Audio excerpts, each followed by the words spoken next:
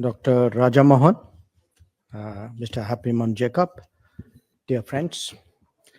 I'm really very pleased to join you today as we release a new platform in a way, not just a magazine. And I'm glad because in a way I see this as an additional forum for debate and argumentation in our country. And I think we need more forums. Now, when one looks at the public space, I think the question really is what is the utility of such exercises? What is the impact of such exercises? And I want to start with a moment of honesty. And that honesty is that if we look back the last 25 years, and I grant you, I have a vested interest in this statement. But if you look back the last 25 years, in this country, track 1 has been consistently ahead of track 2 when it comes to diplomacy, foreign policy, and keeping up with the world. In fact, if you look at many of the big ideas, much of the advocacy of change, I would say, really, it's interesting that track 1 has outpaced track 2, which is why today I'm happy with this endeavor, because I do think that this dynamic of track 1, track 2, government, think tank, official, academic, needs changes in our country, that our public space discourse should not be theological. It should not be polemical. It should not come as a defense of the past versus, you can say, a compulsion to move beyond the past. So I hope very much, and certainly I have an advantage over the rest of you. I've had a chance to read the magazine.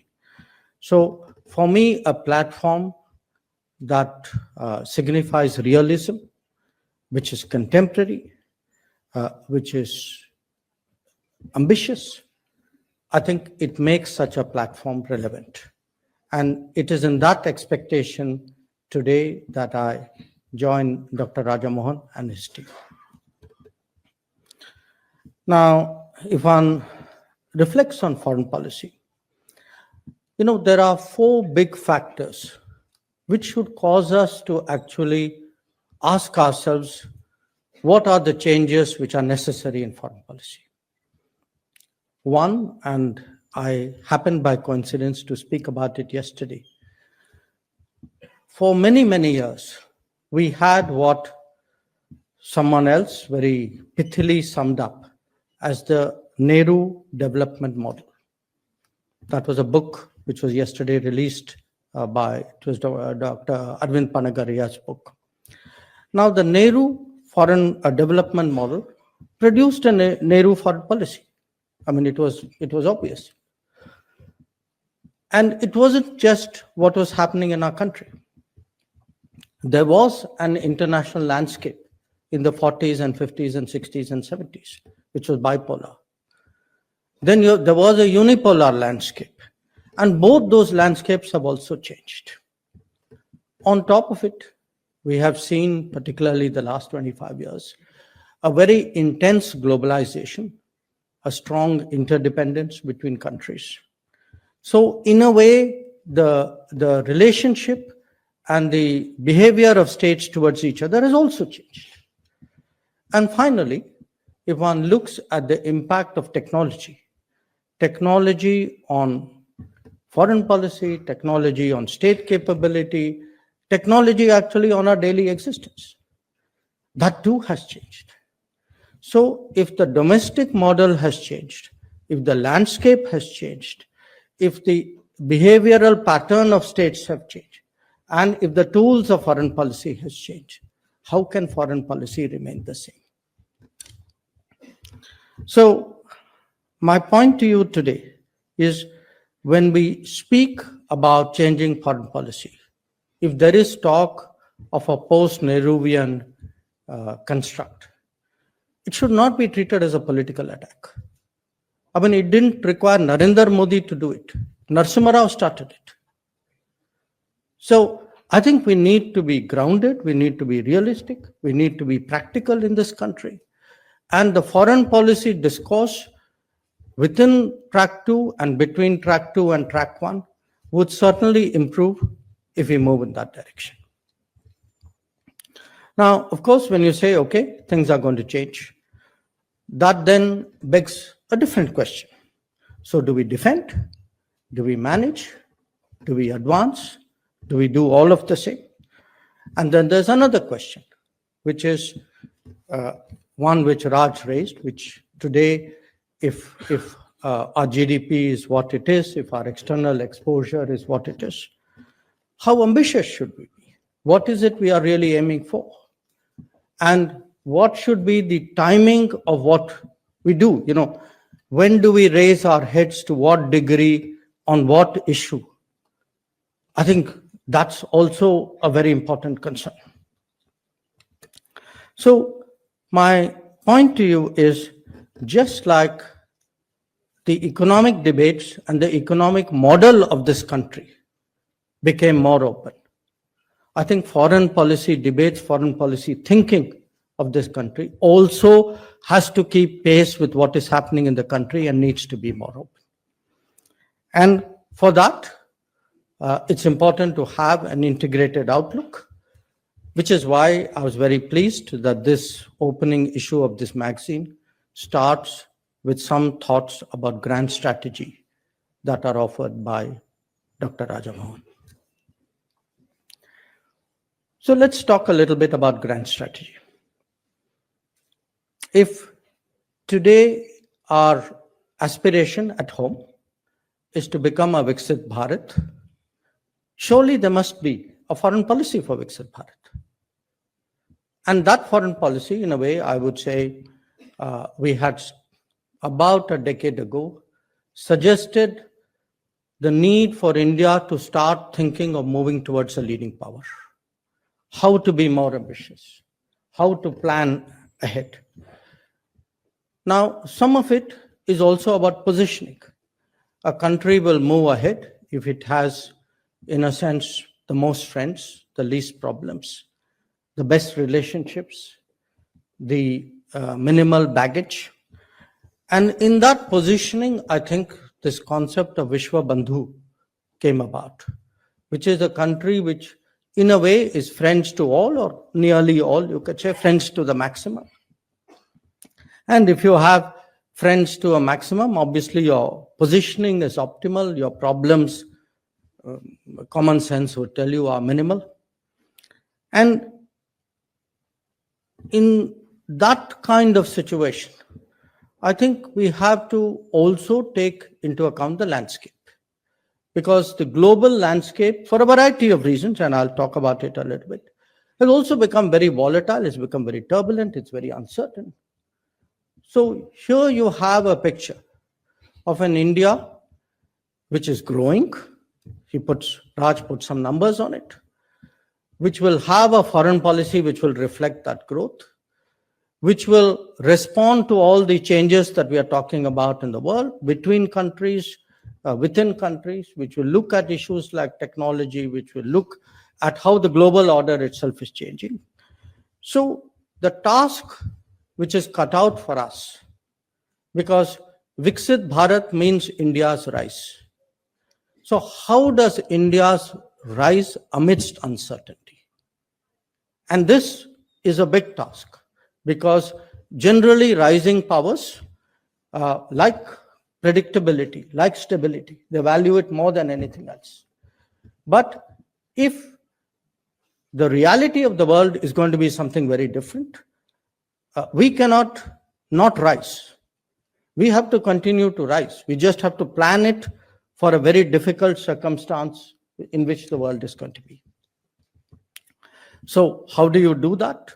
As I said, by some mixture of offense, of defense, of hedging, of prudence, of joining in rebalancing, of participating in globalization, or to be more accurate, re-globalization, hopefully on different terms, of taking advantage of interdependence, which is also a point made, I think, in different articles in that magazine, of accelerating multipolarity, and of utilizing for our benefit fully the impact of technology. Now, in the grand strategy essay, which Dr. Raja Mohan has begun this volume with, he has, in a sense, spelled out 4 elements.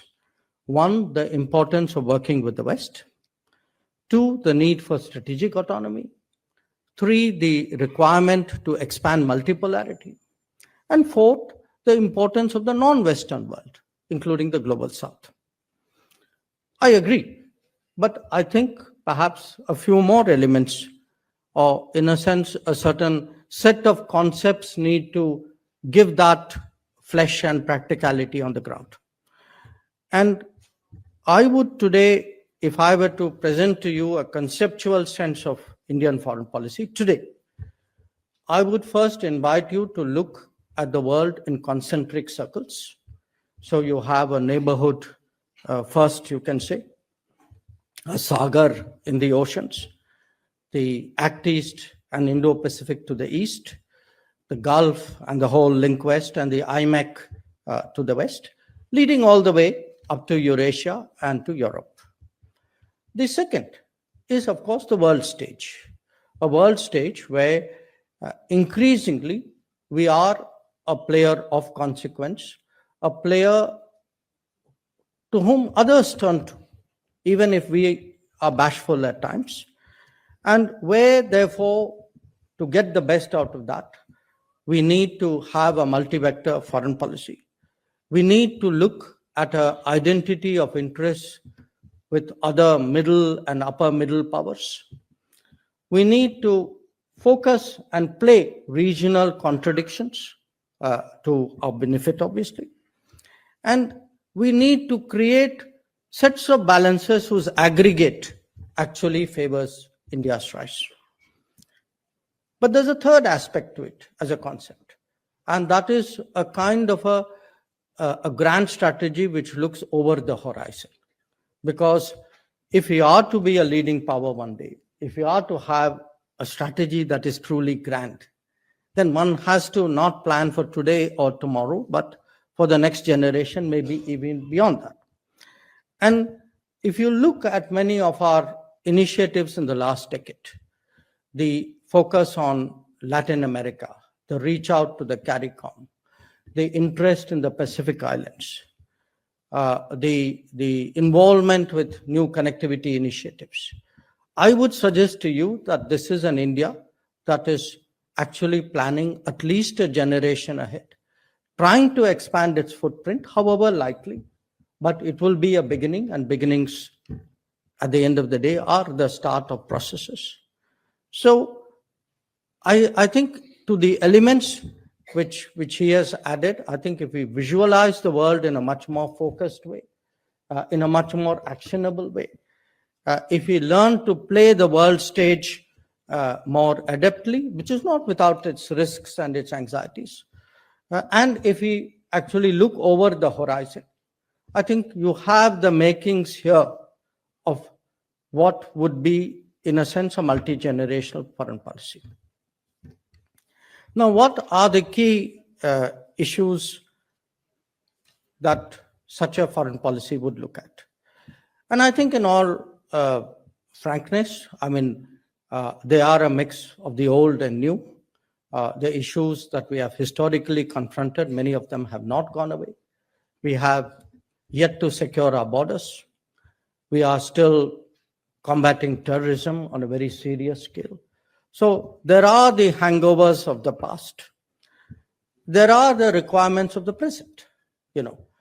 We have already, again, I would say, moved to a foreign policy which is much more directly tasked to advance national development. If you actually look at all the joint communiques, what the foreign ministry apparatus, foreign policy apparatus puts out, you would actually see in the last 10 years much greater stress on economic diplomacy. When prime ministers or even foreign ministers go out, there is much more about technology, capital, best practices, collaborations, investments. These actually occupy a much larger space in terms of what we do with other countries. And in that sense, I think we have taken some valuable lessons from other countries in Southeast Asia and East Asia, I think, who were doing it much longer than we were doing.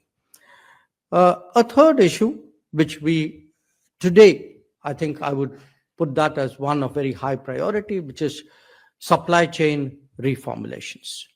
That the rerouting of supply chains today has both a foreign policy implication, but it also is a great national development opportunity.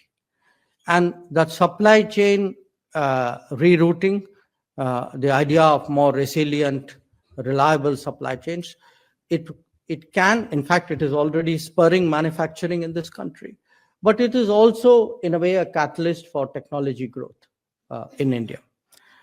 Talking of which, the digital era, I think, has a foreign policy requirement of its own, because the digital era is fundamentally different from the manufacturing era.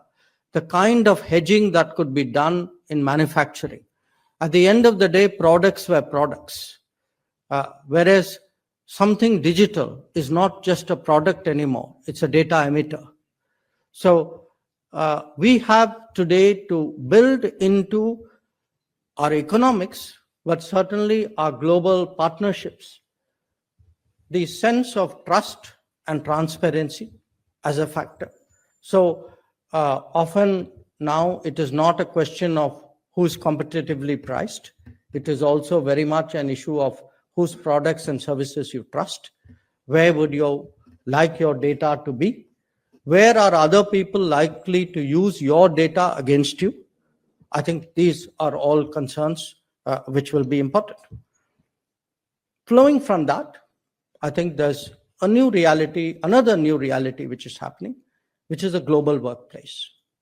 That if one looks in terms of Indians working abroad, it's growing in leaps and bounds.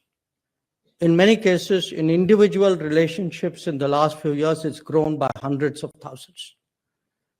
So it's interesting today that the countries where there is a large Indian population are no longer those where it was 10 years ago or 20 years ago. And this is likely to change much faster. As a ballpark figure, there are, I think, about 33, 34 million Indian nationals and persons of Indian origin working abroad. So even if one leaves out persons of Indian origin, that still gives us something like 17, 18 million people who are working abroad. And I assure you, these numbers are going to go dramatically in the coming years. In fact, probably the most frequent conversations I have today, particularly with my counterparts and other ministers in developed countries, is actually about mobility. So we are going to see an explosion in mobility because there will be a demand for talent coupled with very sharp demographic deficits in different parts of the world. So that too is a change which is waiting to happen. Then I mentioned connectivity. Now, again, we inherited the disrupted connectivity of the colonial times. And really, for many decades, we have not made a great effort to rebuild or resurrect the pre-colonial connectivity. And that has worked to our disadvantage. So today, if you look to the West. I mean, we have the India-Middle East Economic Corridor. Yes, it has challenges right now, but it's very clear everybody is very determined to take that forward. There is also the International North-South Transport Corridor, which has a different set of partners. If one looks to the east, you have the Trilateral Highway, which the ambitious form of it will actually end up somewhere in the Gulf of Tonkin. So actually, when you put all these connectivity initiatives in place, and they do take years, sometimes maybe a decade to realize, actually the world's going to be very, very different. And for India, it's going to be very, very different, because a lot of this connectivity is going to run through India. And then I would say, if one again looks at the world order itself no longer encourages fixed point collaborations.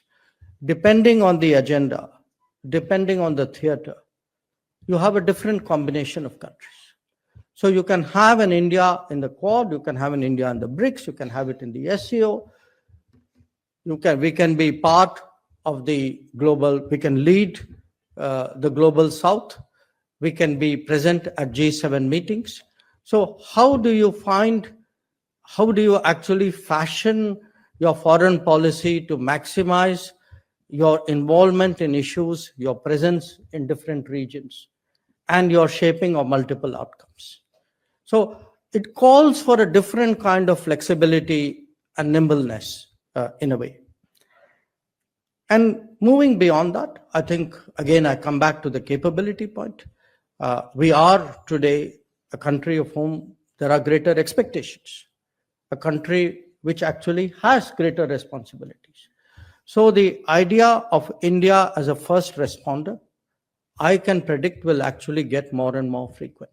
I mean, pretty much anything in the expanded neighborhood region, I think there would be an expectation that in some way India be part of an international response whenever such a thing is warranted.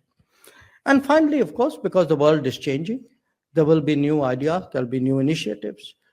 We have already seen, I mean, Quad is a good example of one, IMEC is an example of another, or the International Solar Alliance, or indeed the I2U2 in the Middle East. So the whole sort of construct, in a way, is going to be more open architecture, more multiple choices, but much deeper involvement, many more complex decisions in a way. But what it definitely, I mean, it's very hard to predict how it's going to go.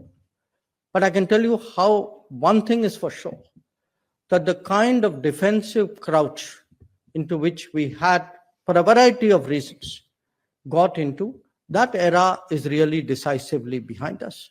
I think we have to do very much more with the world. I think it's for the good of this country that our own progress and development will accelerate with a deeper engagement with the world. So my sense for a foreign policy ahead would really be to think big, to think long, but to think smart. So that, I hope, are concepts which in some way or the other I find reflected in the volume, in the issues to come. Once again, I congratulate all those for whom this labor of love has finally materialized. And really, I must say, I mean, I would be your initial public reader, and I can tell you the reader response is a very good one. So thank you very much.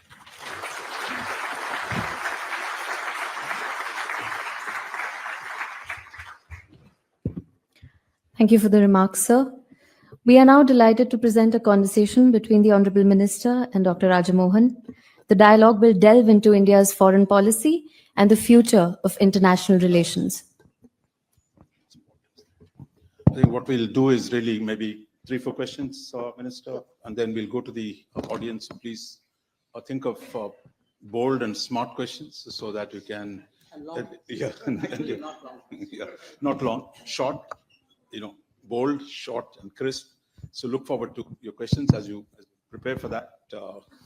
Let me begin by, I think, why do you think the public discourse tends to lag 10 steps behind the government policies? Either we are amplifying government positions or we are attacking it for political reasons. The conformism Is that something built into our strategic culture? I mean, is that something we can actually change? I am not sure it's conformism because, if it was conformism and changes started happening, then the conformist side would also reflect that in the public discourse. I think there is a kind of a time lag. I think there is a hysteresis, if you would, that there is very rapid change, but many parts of our society cannot or do not wish to keep up with those changes. So some of it becomes political, but I think in many cases it's also not political, but it is a comfort of a certain habit, and possibly in some sections a certain validation. Look, if I went through 20, 30 years of something, and now you suddenly come and tell me, you know what, the world has changed and everything that you believed and advocated maybe doesn't work anymore, I'm not likely to take to it very kindly. So there's a natural human resistance.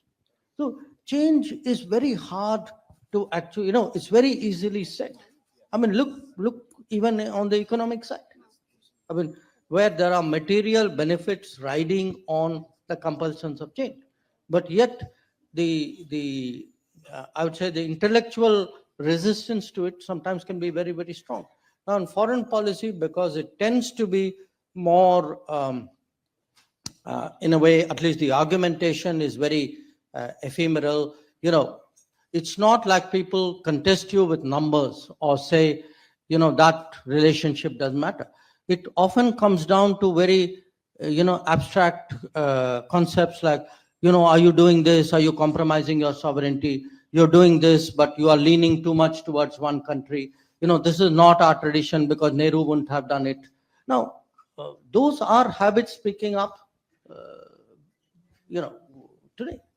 Talking of Nehru, I mean, I think 75 years after independence, are we really ready to historicize the relationship rather than viewing it from current politics, that actually there is a history, we can't undo it. That's a reality. Therefore, at least in your books, I mean, you try to question some of the past assumptions. Is that debate, you see, growing? And I think we need to look back without recrimination, without, allegations that this what happened, this is the circumstance, the conditions for which it arose, and how do we advance beyond that? In a way, yes, Raj, but I would put it this way. I think different worlds will have to do it their particular way. Now, clearly in the political world, it will have a polemical side, but I don't think that the foreign policy intellectual world should really get overly influenced by the political side. I mean, leave politicians to do what politicians do. But the media world or the academic world should do what journalists or academics are supposed to do. And I think they ideally should be able to look at it much more objectively, because unlike, the political world by very definition is a partisan world, which is not the case.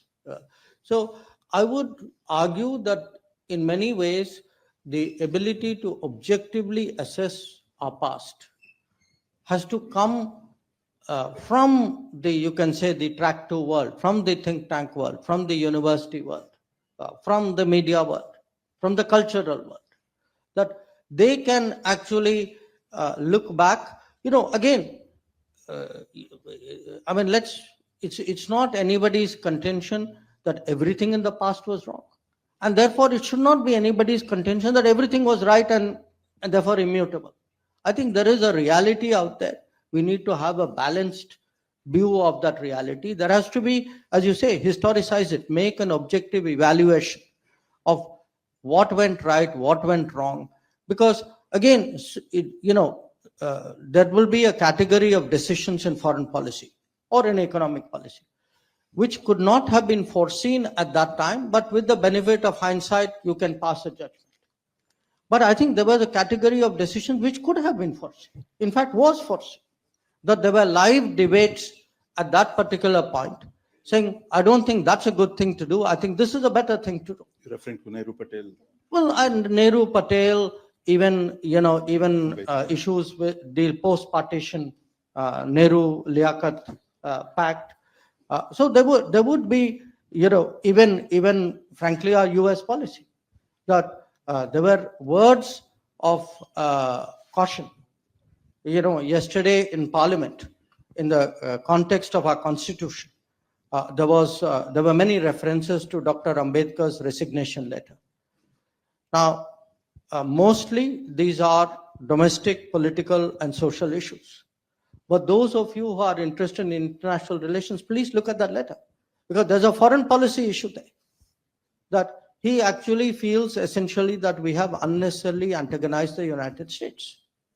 So there were people who all through the 50s, it was not their contention that we didn't have problems with the US. What they were saying is, look, why am I picking a fight with the US on behalf of China? That's not my vital national interest. Now, it was not said after 62. There's not hindsight saying after the war you said, why am I doing it? These are people who said it in 50, 51, 53, 54. One of the things you said about track 2, one level we used to complain in the old days, not enough material is available, archives are not available. But today, actually, the MEA archives are actually a lot more is available today in the public domain. But is there enough transparency in terms of what happens today? For example, a lot of questions have been raised about the deal that you signed with China. Is there enough detail and knowledge so that we can debate that objectively? As a general question, I think when it comes to transparency, it's important for policymakers, for the government to communicate, which is why we are sitting here and having this conversation. So if you look, not just at us, though I think we have done very well in that department, across the world, the diplomatic world, the government world, every government today tries to put out its version, its narrative. So to that extent, yes, but there is then the compulsion of diplomacy. You can't conduct diplomacy by putting everything out there in the open, because then, what could happen will never happen, because it became difficult even before it started. So I would argue that at one level, there is not just a responsibility obligation, I would actually argue there's a benefit of communication. At the same time, there's the reality of diplomacy, and diplomacy by nature is a confidential exercise. So, I'll talk to you, I'll answer the China bit, but I would refer to another example in which, I have direct experience, which was the nuclear deal. The nuclear deal had to be done that way, because had it been not done that time and in that manner, it would have never happened. I think the forces opposed to it would have actually made sure that it would have never taken off. So I think it's important to get this balance. Look, where China is concerned, it's an account where there has been much more reticence. Not now. Today people are talking about transparency. In 2005, and may come as a surprise to some of the younger people in the room, in 2005, we actually agreed with China that we were strategic partners. Now, was there a debate in this country that we should be strategic partners with another country which occupies 38,000 square kilometers of your territory and has claimed to 70,000, 90,000 more? There wasn't. In fact, I remember when the strategic partnership was decided, I had army people come to me and ask me saying, they were scratching their head saying, explain this to us. Similarly, in 2006, it was agreed that we would start negotiating or look at a preferential trade agreement. Was there consultation with industry on it? No, I don't think so. I mean, today, the transparency issue is coming up with regarding to borders. Okay. In 1995, we resolved the Sundarangchu issue. That disengagement agreement of 1995 still has the highest level classification in Government of India. So when people talk to about transparency, let us remember what the history is. You know, in the last 4.5 years, I have seen more debates about China than I've seen in 40 years before. I mean, many of you today are conversant with the word PP, patrolling point. Which one of you had heard of it before 2020? Even the words, even the lexicon was not there. So today to come and say we must have transparency on this and that. Look, there are issues, yes, we have an obligation to inform, we do. But I think the expectation that it would be done, with in very great detail to the detriment of what is the operational comfort and the diplomatic strategy of a country, I think it's not a reasonable expectation. So, like anything, transparency has a place. It's a kind of a I would say something you need to take with a sense of balance, but also understanding often behind transparency is something non-transparent. I think there's a well-known saying, if there are no negotiations in secret, there are no covenants to sign in public. Yeah, so to some extent, you I need your business demands secrecy. But I think it's partly, I think our job as think tanks and media to question, to dig up the previous arguments, the records, what is available internationally. So I think we need to do a lot more as well to be able to bring in transparency and a historical rather than an immediate perspective. One issue, Minister, you talked about the relationship between economics and foreign policy. For a long time, and I think if you see the debates on Indian foreign policy, I mean, it looks like economics has nothing to do with it. Mm-hmm. We have notions like non-alignment, strategic autonomy, independent foreign, which actually economics seems to be something really not central to it. But what you're saying is really both in the history as well as today, economics actually as a foundation. Most countries know economics is the foundation for hard power, and without that, everything else is really. So the point you're making today or yesterday again, that the relationship between economic strategy, economic salience of your partners, how that shapes our relations. Yes, I think you are right.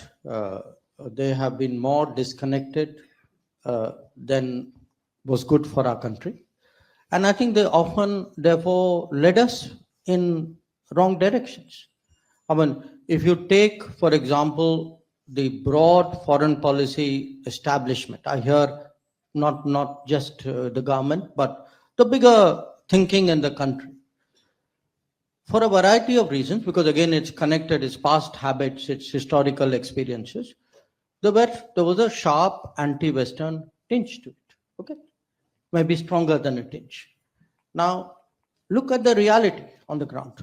Who are your major trade partners? Who are your major technology partners? Where do many people go for education? Where do a whole lot of people go for tourism?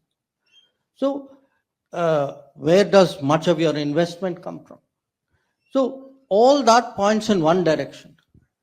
And sometimes the foreign policy points in a different direction.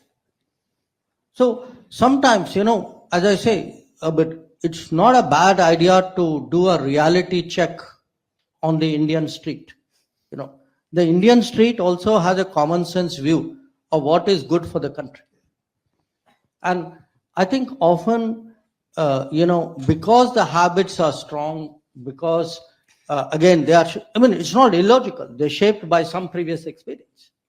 So we also have to, somewhere get it into our heads that the past will not always be a guide for the future.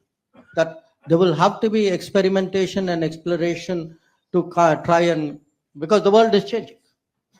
So I would say a tighter economic foreign policy, economic diplomatic, and I would say even security, because at times, if you look at if you ask the security establishment the view, that was not necessarily the view of the foreign policy establishment. So today I would argue that one of the changes is that the economic side, the security side, the orthodox foreign policy diplomatic side, they are much more tightly integrated, and their decision making is much more cohesive than it has been in the past.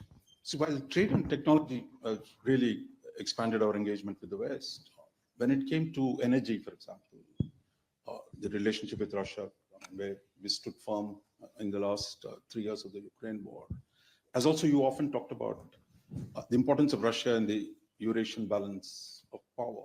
Maybe you could just expand how that part plays into the larger strategy. Well, where Russia is concerned, I mean, it's a very, in a way, a very unique aspect of our foreign policy.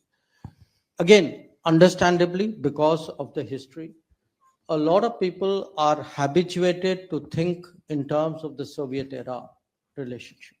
Okay. Now, Russia has moved beyond Soviet Union. Sometimes analysis in India has not always kept pace. But the fact is, put that aside. I mean, Russia is a major power. I mean, and certainly in Eurasia, I mean, it is a major power globally, but in Eurasia, it is something even more than a major power. So, in my view, even whatever your ideological preferences, I mean, to me, it's like an international relations 101. In IR 101, your neighbor's neighbor has an enormous value. Now, in our case, it's something much more than that, because the historical experiences have been largely positive. Okay. And today we are finding new convergences and new intersections. Look, a country like India at this stage of its growth, I would just think, if you are today $4 trillion minus whatever it is, I mean, you'll soon be. And we are saying, okay, we have 7 to 8% growth for decades ahead of us. Who would be our crucial partners in the world?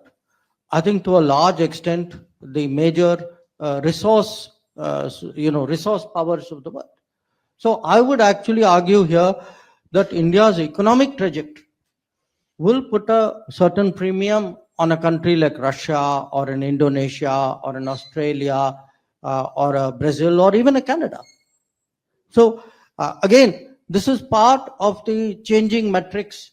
As we grow bigger, our partners will not be just because somebody was nice to you before. That's not the logic. There's also a new compulsion and a new, in a sense, a new rationalization of who our partners are going to be. So maybe just a couple more before we go to the audience. You talked so much. I think this government has done so much on migration and mobility. There's a big shift from the past where we kind of derided migration, particularly professional migration. But now you actually seeing it as a virtue. But it is really the market that welcomed Indian professionals, Western markets, where they needed human beings. Now they need STEM people. But we're also at a moment in the West where there's a toxic anti-immigrant feeling. So how do you balance these two elements? Do we just leave it, market will take care of it, or do we actively need to promote migration and mobility agreements? No, I don't think you can leave it just to the markets. I think many governments also look for reassurance and look for solutions. So it has to be intergovernment to a certain extent. It will still be significantly market driven. But bear in mind that in many countries, and I heard this very strongly in Europe, a sense of which migrants or which which talent is more well regarded and which is less so. So it's not like everybody is necessarily tarred in every country with the same brush. I would put it to you that it's in our interest today to engage the world on mobility so that other countries, partner countries, have a sense of what Indian talent and Indian mobility means. It is not the same as, say, economic refugees coming from some conflict zone. So we have to, it's up to us to do that brand differentiation. It is for us to actually, in a sense, market may deal with it, but we can certainly, as a country, as a government, we can expand and improve that market. So I think it has, everybody's got to take the fair share of this load. One last question on China. I mean, on the economic side, we have a huge relationship with China, but we also have a massive trade deficit, which is almost $100 billion a year. Now, how do we transcend this to one where there's peaceful coexistence because we are neighbors? Neither of us are going to disappear from this region. And at the same time, create conditions under which we actually can live peacefully and also benefit economic cooperation between the two. The current paradigm has not really worked. So what is it you're looking ahead as you think of dealing with China beyond the immediate disengagement, etc.? Look, eventually, obviously, it's in the interest of both countries to reach an equilibrium. And conceptually, it's difficult to do because both are changing in absolute terms and vis-a-vis the world. So it's a very complex equation. The world is changing, they are changing, their relationship with the world is changing, and the relationship with each other is also changing. So in all these changes, how do you find an equilibrium is not going to be easy. So that would be the preferred alternative. But the problem is right now we're still grappling with the short term. And right now the short term will focus on de-escalation because, while the disengagement has been worked out, there are other issues which confront us. Since we talked about America, Russia, and China, I mean, I think we can't leave Europe out. So there, I mean, you in your on your early formulation where you said, look, engage America, reassure Russia, manage China, and cultivate Europe. How is the cultivation of Europe going? I mean, it's really, certainly there's been a lot more attention to Europe in the last decade. Is that leading to a culmination where we can actually translate it into concrete outcomes? Yes, I think the cultivation of Europe from the Indian perspective is certainly growing. I can see some people from Europe in the room, and I can imagine that they would not dispute that actually probably the kind of attention and the intensity of exchanges we've had in the last few years would be almost without precedent. But that doesn't automatically translate into outcomes. Today, many of our key concerns, when we speak about supply chains, when we speak about digital relationships, when we talk about AI, conversations about semiconductors, in all of this, Europe is a very, very important partner. The second, I think there's also a realization that while we each would approach the world, obviously from our vantage point and our interests, there is a broad intersection there which needs to be built upon. I've seen a lot of European interest in IMEC. I've seen a lot of European interest in mobility. I would say even on something as tricky as the conflict in Ukraine, I think whatever our earlier conversations with Europe today, my sense right now from my European colleagues is that they are quite encouraging of India trying to be helpful in some way in regard to this conflict.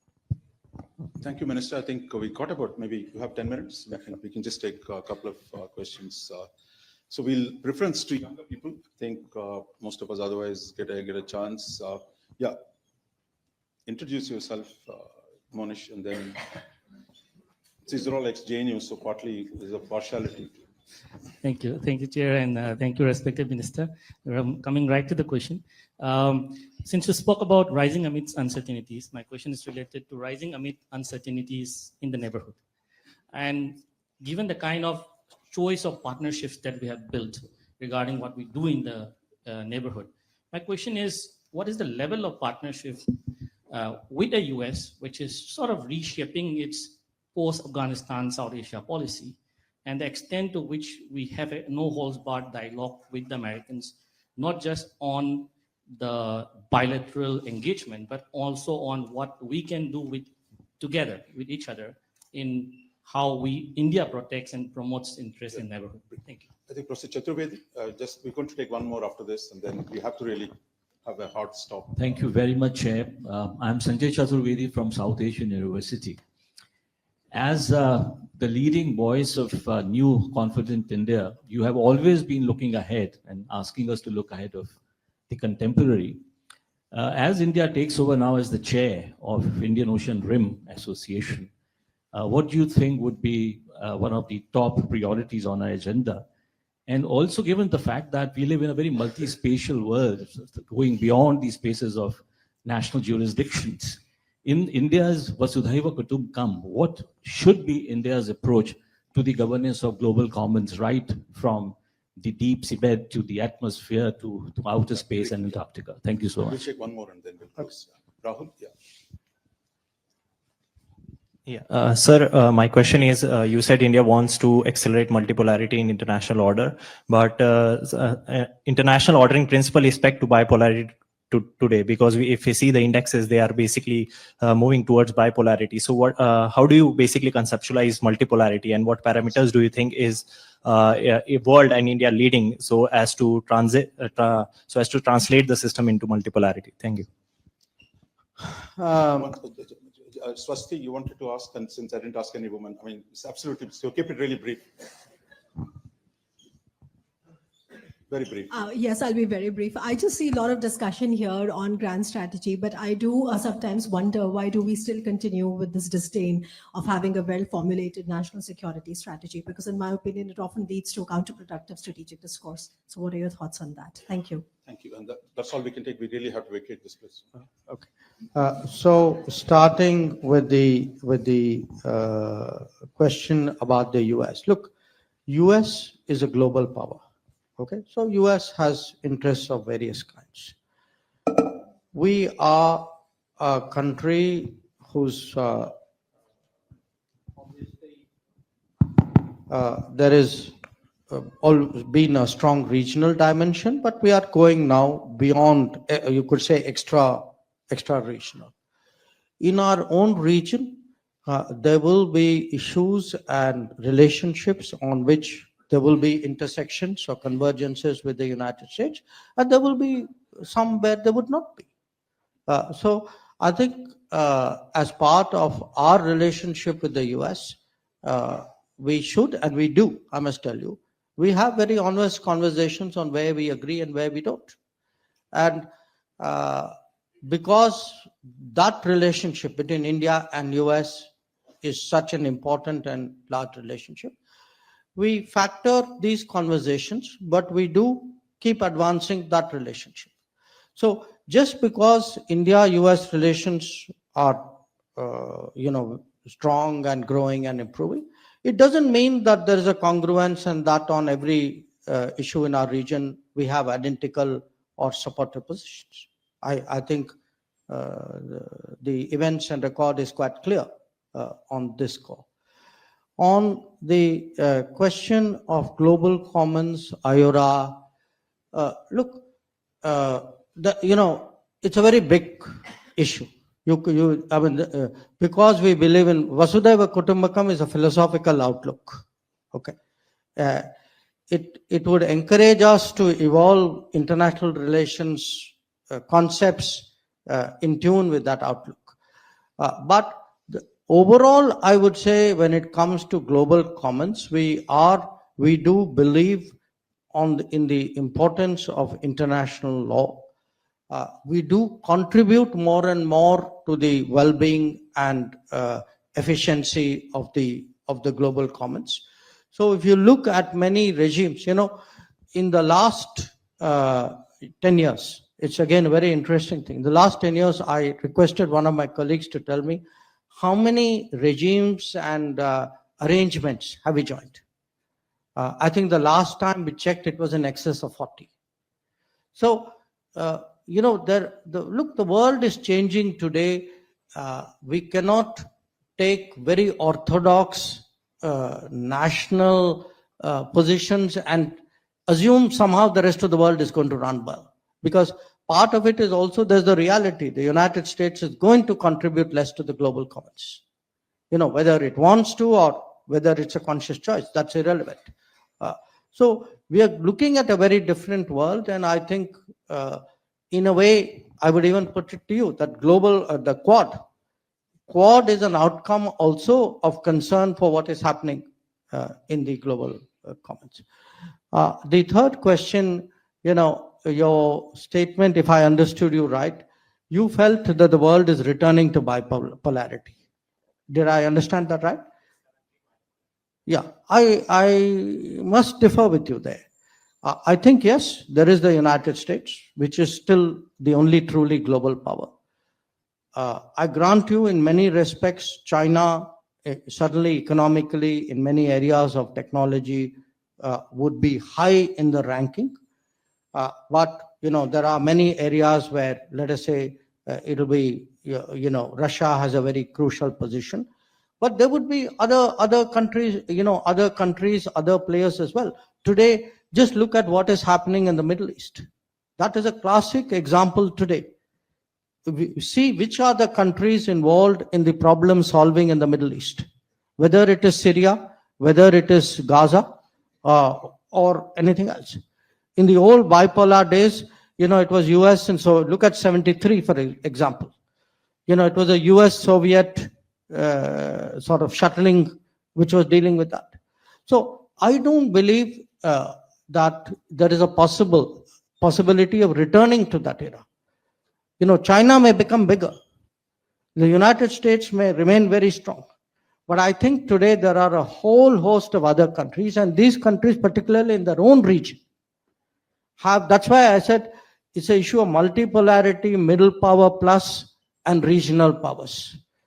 These form a very, very potent combination, and I would suggest to you the dispersion of power is much more diffused than your question would suggest. The last question, again, I didn't fully get that, but National security strategy. do we need We have debated many times in the NSAB. yes. No, if you ask me, should we have a national security strategy? The answer is yes. In a way, I would even say that there is one. But again, look, every country has its own way of communication, its own way of policy formulation. Because somebody else puts out a document every 3 years or 4 years and says, that is my national security. It is not necessary I follow that model. I could have it, I could tell you that it exists, but I have to kill you if I tell you. So the point is, look, different countries deal with this differently. But there is definitely a very, I would say, if you just look at the fact that we had an NSA institution, come up just about 30 years ago. Okay. Today, if you see how much that institution itself has evolved, that's one indication.